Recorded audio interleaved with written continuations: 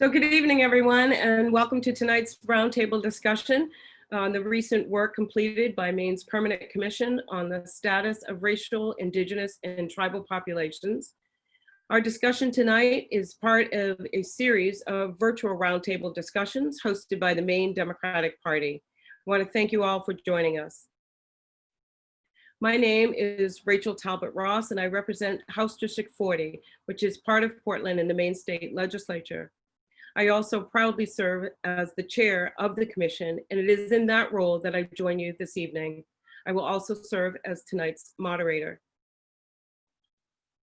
Joining me are members of the Permanent Commission, Ambassador Molly and Dana of the Penobscot Nation, Reverend Kenneth Lewis, he's the senior pastor at Green Memorial African Methodist Episcopal Zion Church in Portland, and Joby Thorell, who is the Senior Policy Advocate at Maine Equal Justice.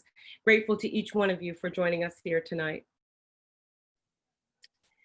As we have all witnessed, people of all ages, religions, religious backgrounds, and political affiliations have been and continue to demonstrate in towns all across this nation and indeed around the world, demanding a reckoning of racial injustice and state-sanctioned violence, all to end forms of violence and injustice that have been inflicted on racial, indigenous, and tribal populations while centering anti-Black racism and the pandemic of racism and racial injustice. Catalyzed by the murders of George Floyd and Breonna Taylor, to name just a few of the lives taken, these protests gain traction because of the overwhelming evidence that structural racism permeates every facet of American life. Here in Maine, we certainly are not immune. Our own data indicates that structural racism has produced disparate outcomes for racial, indigenous, and tribal populations for generations. This is not new. Black Mainers are 6 times as likely to be incarcerated as white Mainers. A woman who is a representative of the racial, indigenous, or tribal populations with a college degree earns only slightly more than a white male with a high school diploma. While 3/4 of white Mainers own their own home, the same is true for fewer than 1 in 4 Black Mainers. Black Mainers are 20 times more likely to get COVID-19 than white Mainers, and Mainers who are representatives of the racial, indigenous, and tribal populations typically experience unemployment or poverty at twice the rate of white Mainers. So in response, this past summer, the Permanent Commission began a process of analyzing lawmaking in Maine with an emphasis on identifying race-neutral laws and policies currently before the legislature that often keep these inequities in place. The Permanent Commission is an independent entity established to examine structural racism across all systems and work to improve the status and outcomes for historically disadvantaged racial, indigenous, and tribal populations in Maine. On Monday, the Commission released a report of its work over the summer. The report was a product of collaboration between 55 state legislators from across the political spectrum and Commission members. The legislators reviewed each of the 454 bills before the Maine State Legislature, narrowing it down to a smaller number before referring the remaining bills to the Commission for further evaluation. You will find a link to the Commission's final report on Facebook, and you can also find it at the state's Maine Department of Labor website. But our final report recommended 46 bills. So out of 454 bills, the Commission recommended 46 bills for consideration and passage in a special session, if one were to be called, spanning a number of topic areas from basic needs and rights to criminal justice reform to tribal sovereignty. The report also provided guidance for future legislatures. In the future, policymaking must always be driven by guiding principles that keep structural racism central in lawmakers' minds. Future legislation should be devoted to investing in the infrastructure in the communities to allow for self-determination. It allows for allocation of resources to attack health disparities and takes a broader approach to criminal justice reform. And there should be an institutionalized process whereby the legislature views any pending legislation through the lens of racial equity and justice. So tonight we're going to hear a lot more about this report and where we should go from here. I am pleased to open this discussion up to Ambassador Molly and Dana, Reverend Kenneth Lewis, and Joby Thorell. And I want to start by asking Ambassador Dana if she will talk for a moment about one of the pillars of the report. There were three kind of real themes that ran throughout the report, not only in our evaluation of the bills, but in guiding future legislatures. And one of those pillars was around tribal sovereignty. If you will, Ambassador Dana, will you take a moment to talk about that pillar as it relates to the work of the Permanent Commission and moving forward? Thank you. Absolutely. Thank you, Representative. I'll start off by reading what the report says about tribal sovereignty as kind of a bottom line, and that's Maine's tribes are sovereign nations whose lands the state now rests upon. Tribal populations have not had the opportunity to self-govern at the same level as seen in other parts of the nation.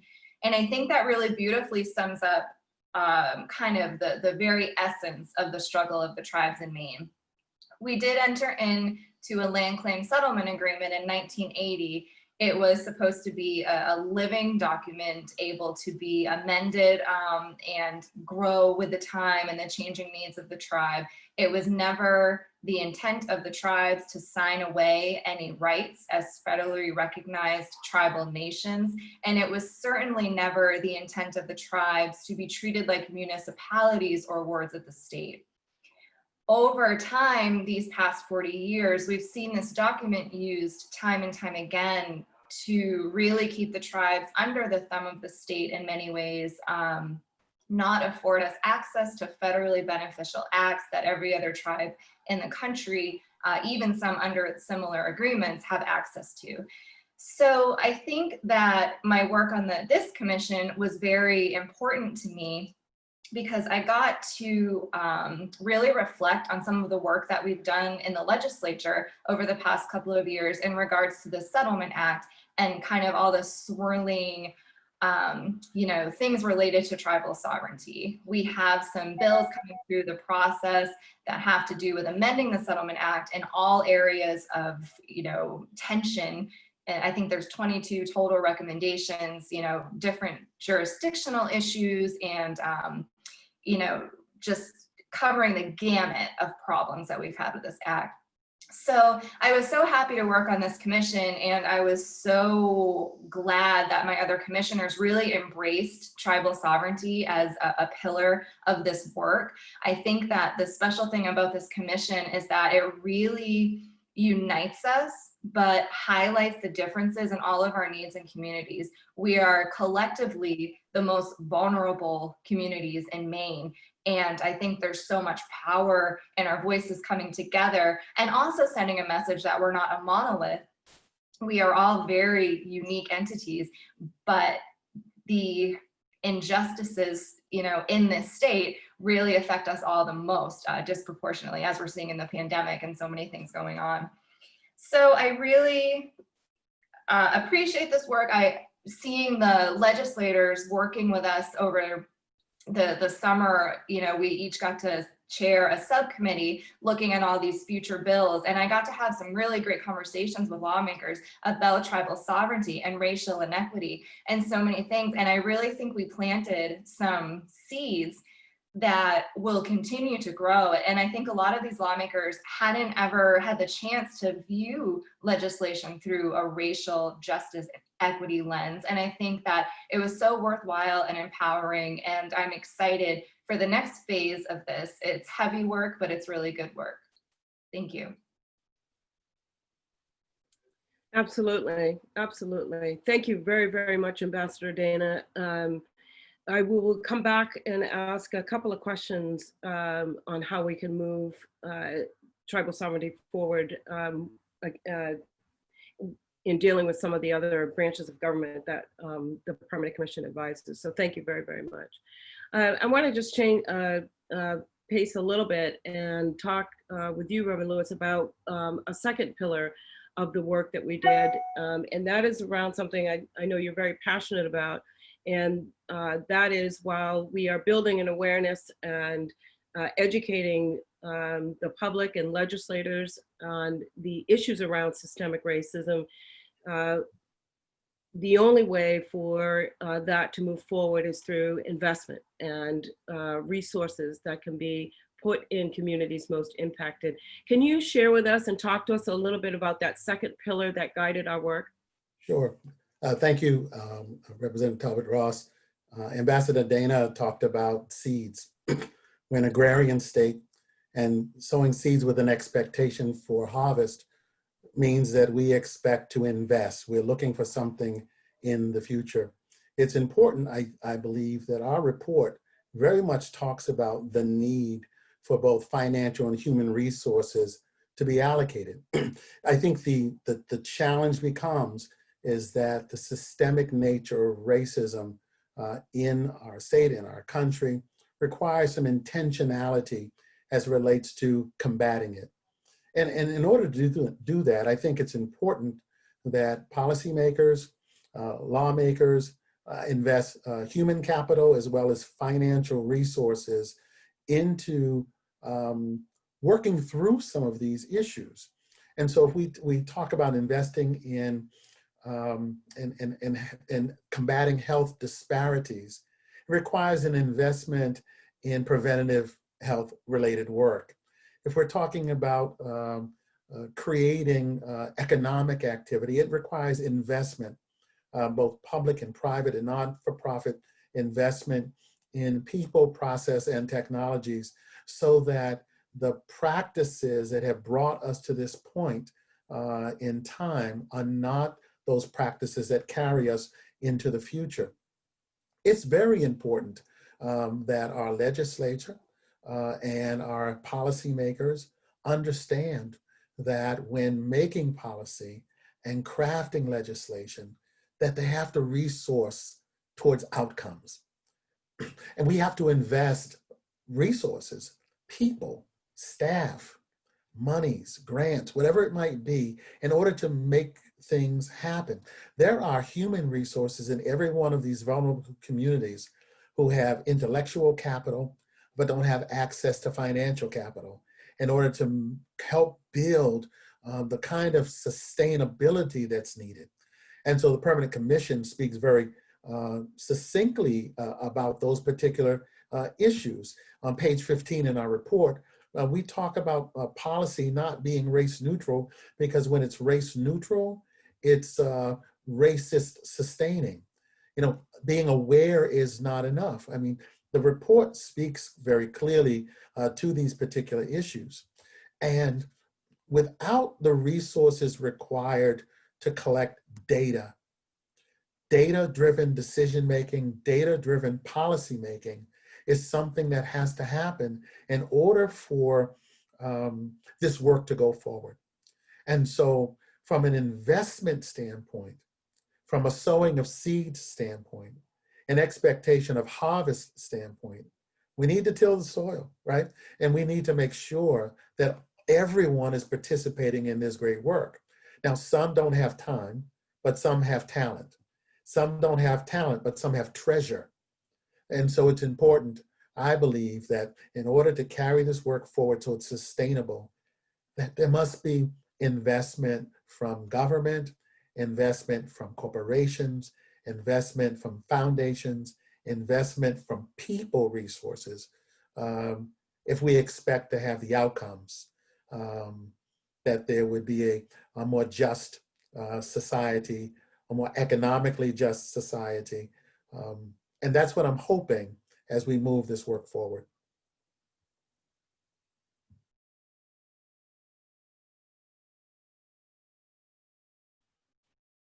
Thank you very, very much, Reverend Lewis. that is we spent quite a bit of time in the Permanent Commission talking about this very aspect of investment in the infrastructure for these populations in order for them to stand up, be self-determinant in the ways that Ambassador Dana has spoken about. Representative Frost, also, I mean, when you say infrastructure, let's be very clear. We're talking about educational systems, the justice system, we're talking about economic systems. That's the infrastructure that makes our state and our country go. And you've been so passionate about that. I just wanted to make sure that our audience understands when we say infrastructure, we're talking about the underpinnings of our society and our community. In order for populations to be self-determinant and partners with the state and in our own economic and prosperity. So we must have those investments, and they must go directly into those communities. There is no way to get around that. So thank you very much for offering that. And Joby, just add that third pillar that helped guide our work. It was tribal sovereignty, absolutely looking at investment. But we spent a great deal of time and worked with legislators and developed our own methodologies around data collection, data analysis, and the real essential tools that are required in order to do the work of eliminating racial disparities. Talk to us a little bit about those essential tools that must be in place if we are going to have any change. Yeah, it's my pleasure. The importance of data in this work is undeniable. If it wasn't for the data that already exists, we wouldn't have a permanent commission. I remember being at the legislature using the data that does exist about the systems that Reverend Lewis was just talking about our education system, about our criminal justice system, using the existing data, we were able to show that there are pretty stark disparities in our state. It's not just in the country, but also here in Maine, that we have disparities based on race.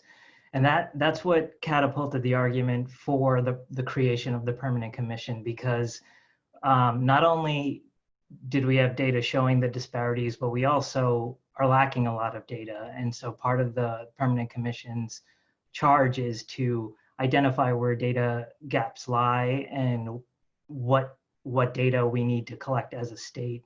And that, again, requires the investment in the infrastructure, because it takes infrastructure to collect data. It takes resources to collect data. But in the process that we engaged in this summer, data was key at a different level. We were analyzing bills based on their racial impact. And what that looked like was asking a series of questions about each bill. What would the impact of this bill be on, let's say, education access? Or what would the impact of this bill be on income and wealth for the populations that we're looking at? And we could use our own sort of opinions to answer that question, but when there was data to back up what we thought was the answer, that's what gave us the confidence to say, okay, this is a tier 1 recommendation for us, because not only do we believe this will have a positive impact on racial disparities, but we have the data to back it up. And so on so many different levels, data is important. And the other essential tool that we've already started talking about is bringing people's life experience into sort of this analysis into how we find the right solutions to reduce disparities.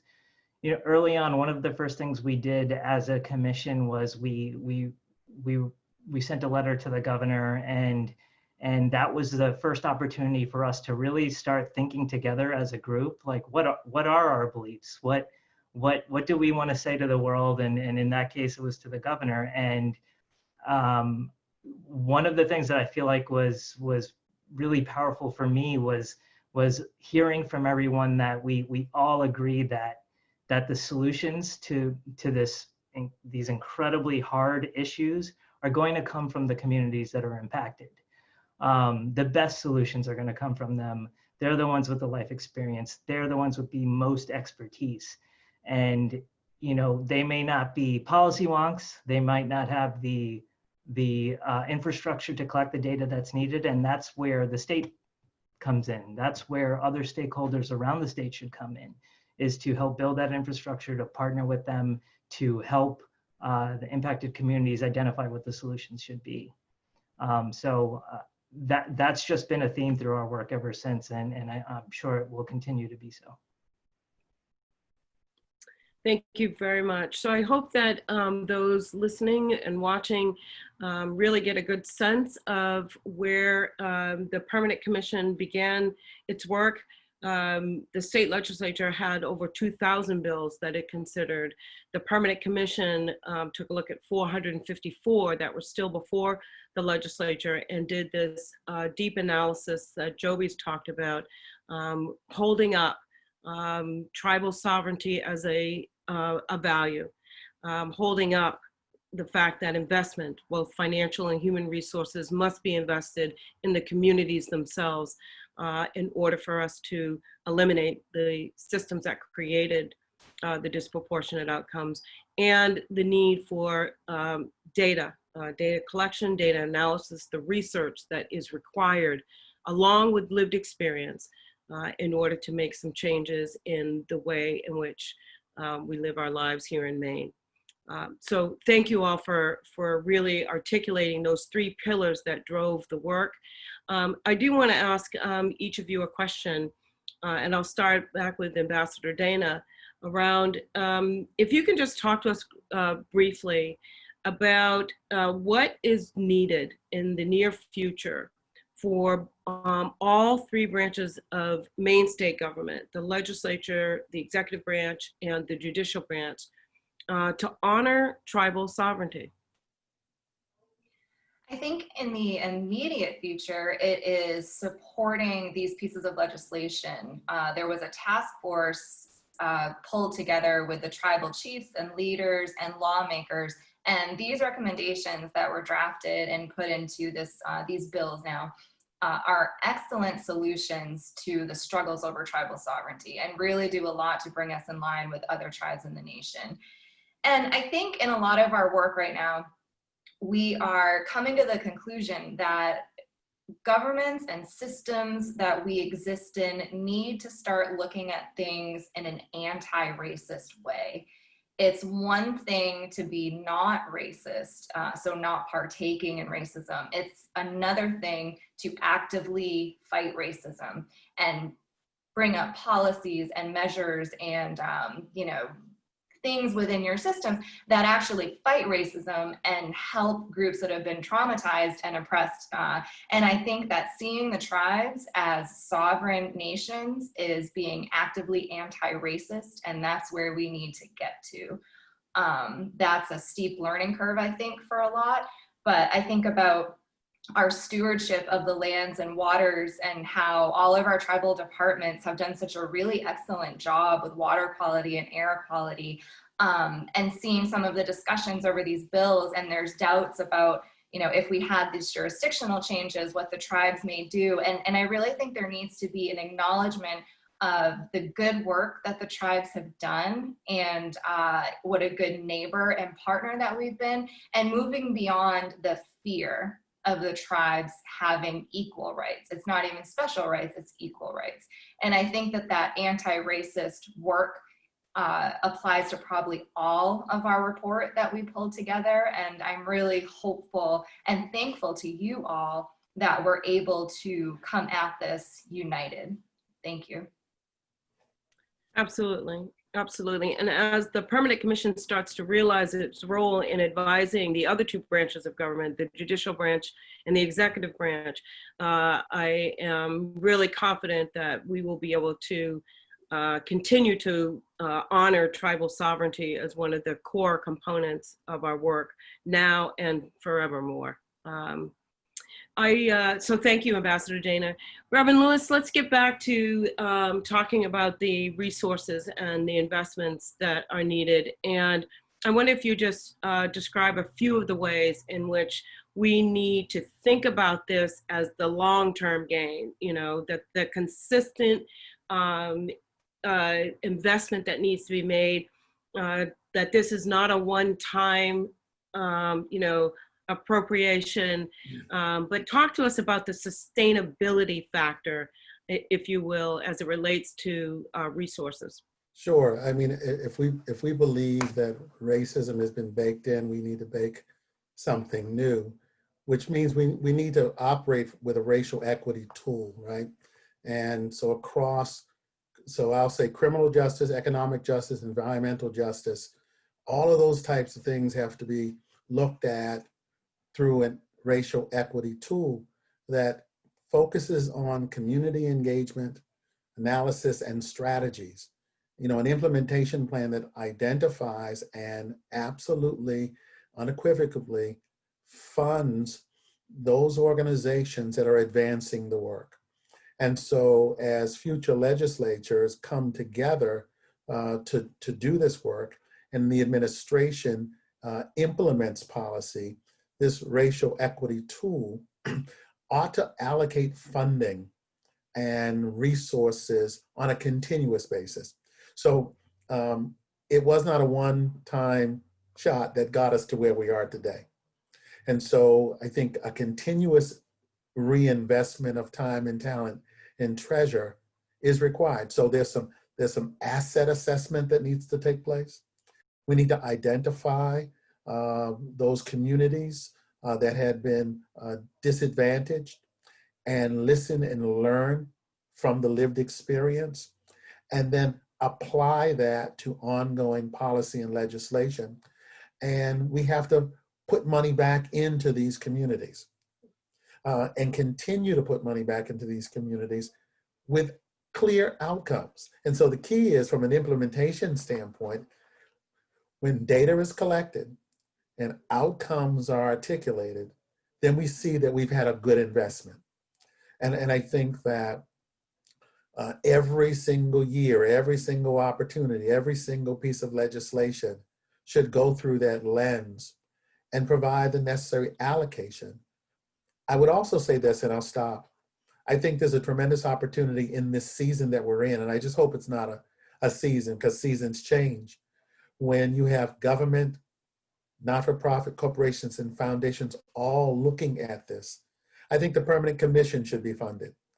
I think the opportunity to engage across the state with vulnerable populations takes resources, to hear the stories, to apply those lived experiences to our policy so that we end up with a better outcome.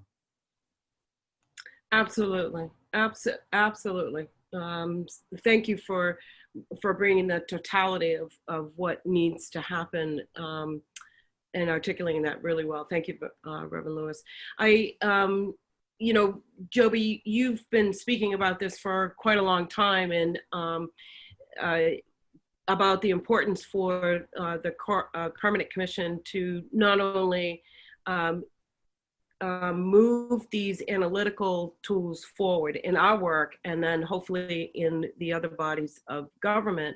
But you have really stressed that the lived experience of people in the racial, indigenous, and tribal populations here in Maine, that lived experience really should be at the heart of how we do all of our work. We are the best storytellers of our lives. So I want to find out from you if you can help us understand the ways in which we must prioritize and institutionalize having that lived experience as part of how we do our lawmaking. How do we make sure that becomes a priority in our public policy development? Yeah, that's a hard one, because that's something that I know through our work at Maine Equal Justice, we have been spending years trying to figure out how to center people living in poverty, their lived experience in the legislative process. And that has involved a lot of resources, a lot of organizing, a lot of supporting people in engaging in the legislative process. So going to public hearings, meeting with their legislators. This takes a lot of work, and these things aren't the most accessible, especially for people who are stuck in a low-wage job, or having struggling making this month's rent. It's not easy to go up to Augusta and engage in the legislative process. And so I think like creating structures that make this, that facilitate the participation of everyday people in these discussions. And, you know, I have to give you credit, Representative Talbot Ross. The Permanent Commission was created as a bill that you put into the legislature, and its design, key to its design is that it's an independent agency that is permanent, which is really just a reflection of the fact that this work is not going to end. We're not going to solve this with a few bills next session.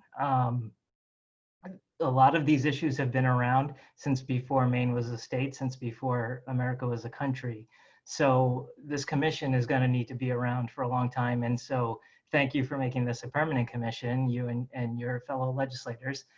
And its structure involves being an independent government agency that does, on one end, engages the public. It's empowered to engage the public and to do public hearings, collect information from the public, and use that information to help direct what our recommendations are, what our advisement to the government is going to be. And on the other end, we're empowered to advise all three branches of government.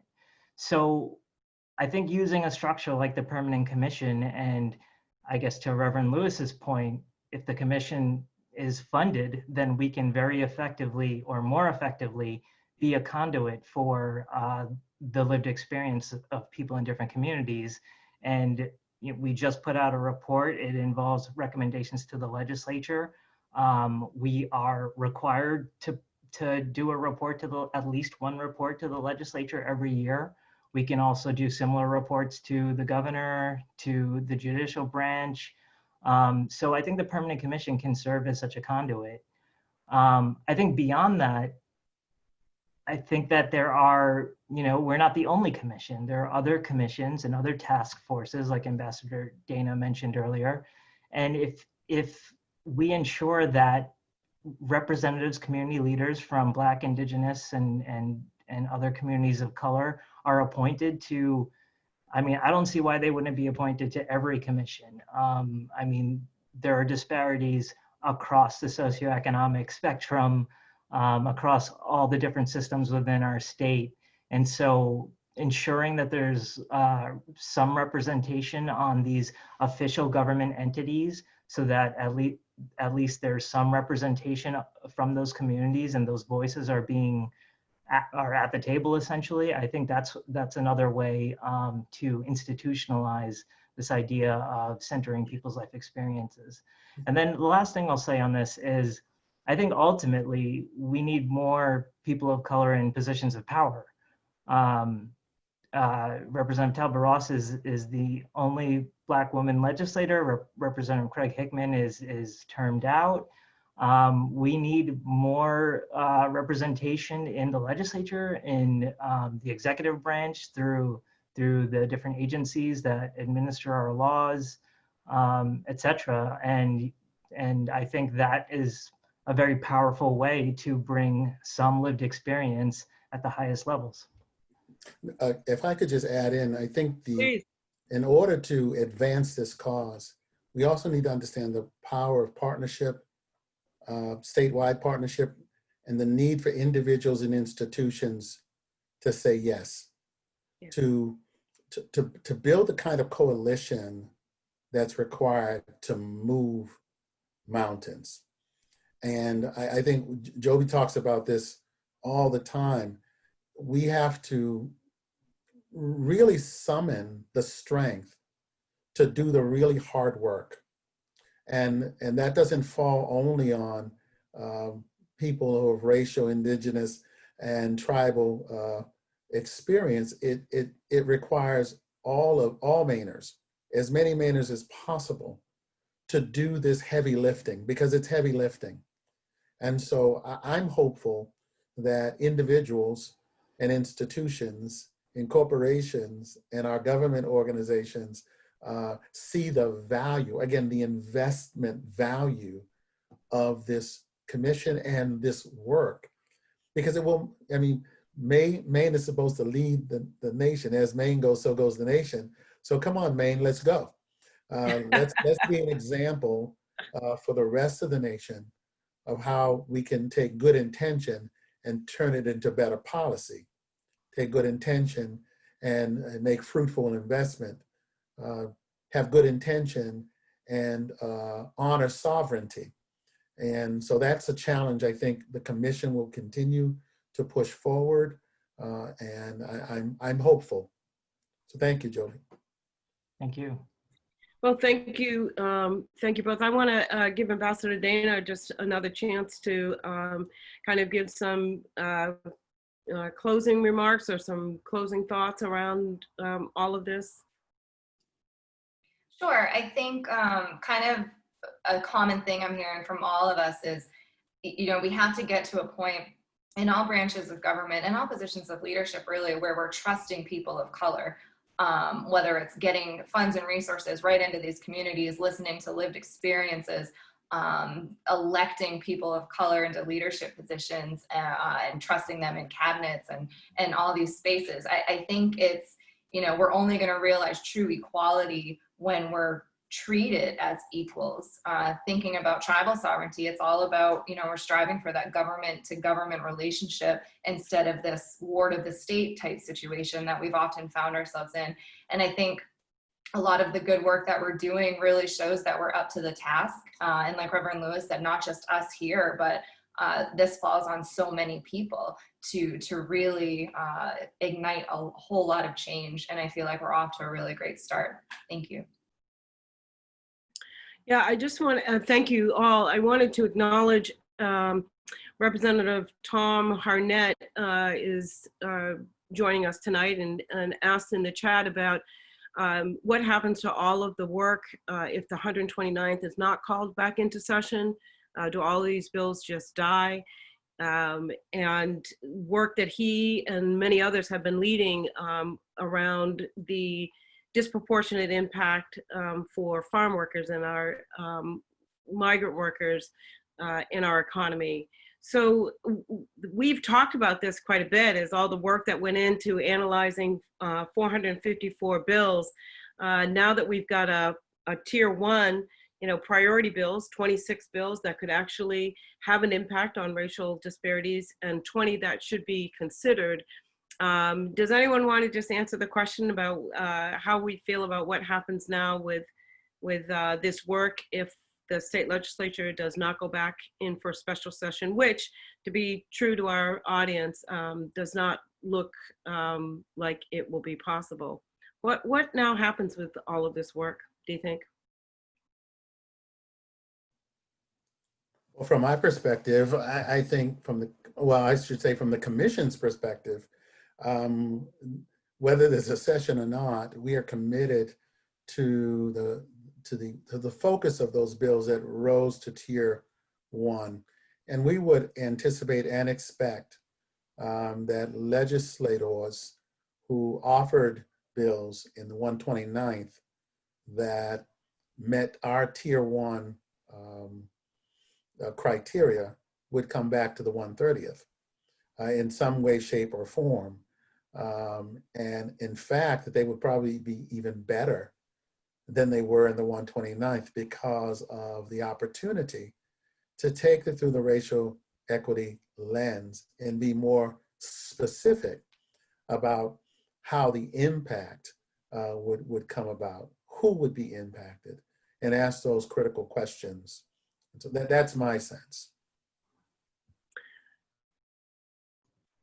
Yeah, I in mine too, Reverend Lewis. Just to my colleague, I would say that I would hope that legislators would make sure that these 46 bills are reintroduced, strengthened in many ways, but that they don't go away, that we continue to talk about them. And, you know, the other, you know, 1,500 bills that had some process that went through the legislature, not with this lens. So there's a lot of work to still be done. And it is my hope that we'll be able to reintroduce these bills in a much more stronger and more explicit way of impacting these communities. Ambassador Dana, Joby, any other last thoughts that you'd like to give? I know we're going a little bit long. We hope our audience is okay with that. Okay. Go ahead. I would just thank you, Representative, for making sure that this was a permanent commission, that there's a lot of power in that. So when we're thinking of all the things down the road, this commission will be standing. So thank you. Well, yeah, thank you. I just wanted to piggyback on something Reverend Lewis said, and you, Representative Talbot Ross. If the next legislature is going to reintroduce these 46 bills, that they should be looked at with a racial equity sort of lens, and that's not exactly like an easy thing to do, or it's not something that most people know how to do. And so I think it would be ideal, I don't know if it's possible, but if it could be incorporated within the orientation of the next legislature, or if there were trainings provided that could help instruct legislators on how to do that. I don't imagine that most know how to do it. I didn't know how to do it myself until recently. So I don't know how to make that happen, but I feel like that would be really valuable. Absolutely. Well, I think we've had a great conversation tonight. I want to thank each of you, not only for your work with the Permanent Commission, but certainly the work that you do each and every single day that you have been doing throughout your lives. And I dare say that your families have been doing for generations. I want to thank you for all of your work.